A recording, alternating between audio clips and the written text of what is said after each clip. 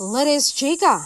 Danny Pangilinan shares that he and Bill Mariana are still taking things slow as they continue to get to know each other despite admitting she's a girlfriend material. Sabi niya, as of now po talaga, kinikilala ko pa rin po siya, and as well, gusto ko rin po na mas makilala niya pa rin ako. And I appreciate her efforts po talaga sa akin. I think deserve din po niya na mapagsigawan din naman po. Mapagsigawan.